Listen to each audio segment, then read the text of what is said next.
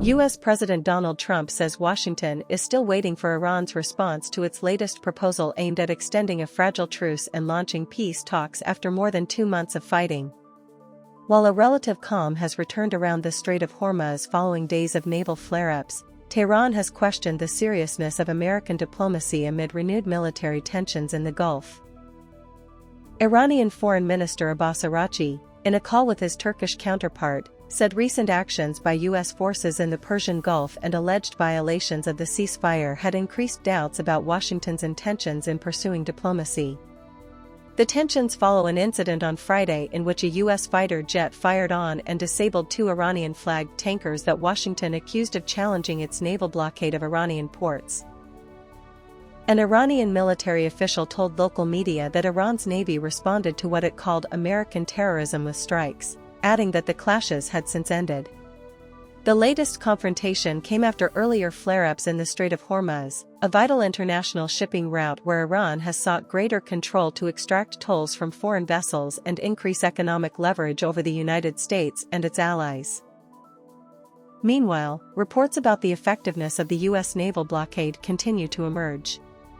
According to a U.S. official familiar with the matter, a CIA assessment indicated that Iran may be able to withstand severe economic pressure from the blockade for another 4 months.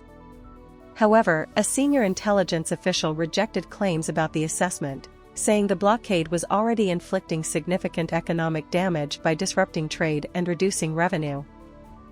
In Bahrain, authorities announced the arrest of 41 individuals accused of links to Iran's Revolutionary Guards, or IRGC. Bahrain's Interior Ministry said security services dismantled an organization allegedly connected to the IRGC. The country, which hosts a major U.S. military base, had previously faced Iranian attacks launched in response to U.S. and Israeli strikes on Iran. Britain has also increased its military preparations in the region. The UK government says it is deploying the warship HMS Dragon to the Middle East in preparation for a possible multinational mission to protect shipping in the Strait of Hormuz. The British Ministry of Defence said the deployment is part of planning for a coalition effort jointly led by the UK and France once conditions allow.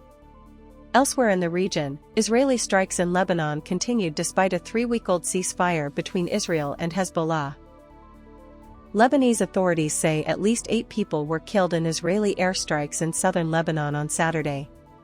One strike on the town of Saksakaya reportedly killed 7 people, including a girl, and wounded 15 others, among them 3 children.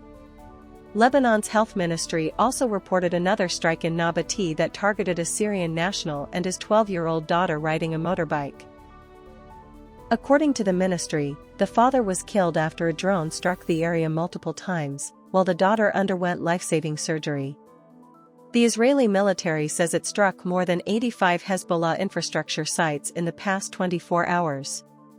Hezbollah lawmaker Hassan Fadlallah warned that the group would not accept a return to what he described as the pre-March 2 situation. Hezbollah also claimed responsibility for drone and rocket attacks targeting Israeli military positions in northern Israel and inside Lebanon. U.S. Central Command says 58 commercial vessels have been redirected and 4 disabled since the naval blockade of Iranian ports began on April 13. Iran's Islamic Revolutionary Guard Corps has meanwhile threatened to target U.S. sites in the region and enemy ships if Iranian tankers continue to come under fire. Separately, Russian President Vladimir Putin says Moscow is prepared to transport and store Iran's stockpile of enriched uranium. Speaking in Moscow, Putin said Russia had previously moved enriched uranium out of Iran in 2015 and was ready to repeat the process. Putin said all parties had initially agreed to remove the uranium from Iran, but the United States later demanded it be transferred exclusively to U.S. territory, leading Tehran to harden its position. The Russian president added that Moscow would remain in contact with both Washington and Tehran and expressed hope that the conflict would end as quickly as possible.